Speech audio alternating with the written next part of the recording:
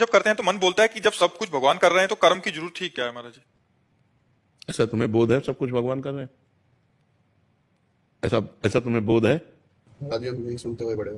सुनना सुनना एक अलग चीज है। जैसे तुम शरीर नहीं हो, तुम शरीर नहीं हो, ये सुना है ना, लेकिन तुम्हें बोध है नहीं है।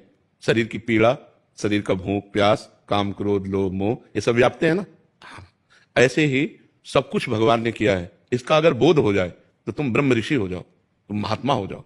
तुम्हें कोई कर्म नहीं बांध सकता, लेकिन तुम्हें बोध नहीं है, इसलिए तुम्हें हर कर्म बांधेगा। तुम्हें दुख लगेगा, तुम्हें सुख लगेगा, तुम्हें पाप लगेगा, तुम्हें पुण्य लगेगा, तुम्हें नरक जाना पड़ेगा, तुम्हें स्वर्ग जाना पड़ेगा। इसलिए ये बोध हो जाए। अब इसी बोध के लिए तो साधना की जाती है, ये केवल बातों से थोड़ी होता है। जब बोध हो गया कि सर्वम खलमिदम ब्रह्म, सब ब्रह्म है और वही करता है, वही भोगता है, मैं तो केवल निमित्त मात्र हूं, खत्म खेल हो गया। लेकिन इसका बोध नहीं है तो बात नहीं। जैसे आप डॉक्टरी कर रहे हो, लेकिन आपके पास सर्टिफिकेट है नहीं है, बहुत बढ़िया आप डॉक्टरी कर रहे हो, लेकिन आपकी डॉक्टरी बंद हो जाएगी और आप अपराधी माने जाएंगे, क्योंकि आपके पास लाइसेंस नहीं है, आपके पास योग्यता नहीं है। ऐसे ये बहुत बड़ा सूत्र है कि सब कुछ भगवान है और सब कुछ भगवान करता है।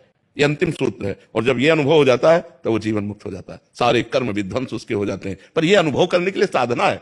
बिना साधना के ऐसे सुन के तो बहुत बातें हैं, सुन के बातों से हलवा की हमने प्रक्रिया सुन ली तो हमारे क्या शरीर में पुष्टता आ जाएगी क्या? उसके लिए हमें हलवा बनाना पड़ेगा और हलवा खाना पड़ेगा और खा के पचाना पड़ेगा, तब हमारा शरीर स्वस्थ होगा। ऐसे ये ब्रह्म सूत्र है, सब कुछ करता धरता हरता एकमात्र भगवान है, भगवान के सिवा कुछ नहीं। अब इसका अनुभव तो करे। तो अनुभव करने के लिए साधना है, अब साधना है नहीं, तो इसलिए फिर अपने योग्यता के अनुसार चलो।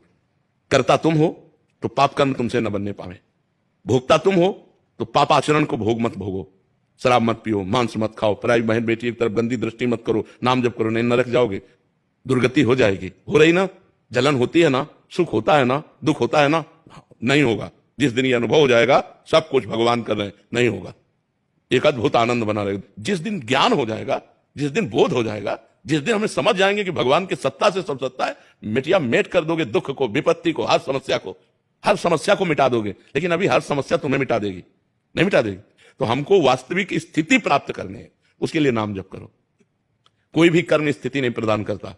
कर्म दो ही प्रकार के होते हैं, या पाप कर्म या पुण्य कर्म। नाम जप भगवान का एक कर्म नहीं है, ये पाप और पुण्य दोनों से अलग है, ये भजन है। भजन के द्वारा स्थिति प्राप्त होती है। खूब नाम जप करो, भगवान का चिंतन करो, तो धीरे धीरे ज्ञान प्राप्त होगा, और जब ज्ञान प्राप्त होगा तो आनंद रहेगा। ये किडनी का दुख, ये नाना प्रकार के क्लेश, ये परेशानियां हमको व्याप्ति नहीं है, क्योंकि श्री जी के चरणों में जब अपनापन, प्रभु का नाम, प्रभु का आश्रय, तो ये बातों से केवल नहीं है।